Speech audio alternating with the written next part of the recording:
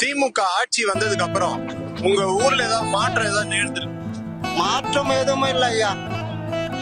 இப்போ தலைவர் வந்தார், ஊராட்சி மன்ற தலைவர் ரோடு போட்டாரு. ரமேஷ் அவர் பேரு ரோட்லாம் போட்டாரு.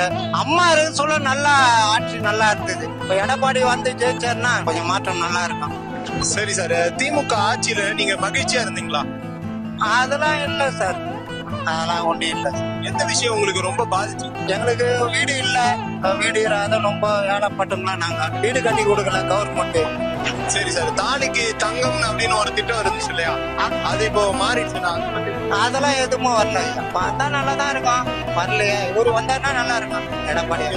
அம்மா இது இருந்தா ரொம்ப ஒரு ரூபாய் இட்லி ரொம்ப கஷ்டம். ரொம்ப நல்ல பேர் இருந்தாங்க. அம்மா இட்லி இல்ல. ஆமா, பஸ் இல்லாத இருந்தோம். நாங்களே போய் வாங்கி சாப்பிட்டோம் டிஃபன் எடுத்து போய். இப்ப இல்ல, அம்மா இட்லி இருந்தா நல்லா இருக்கும் ஐயா. இவரு வந்தாருன்னா ஏதோ பண்ணுவாரு எடப்பாடியார்.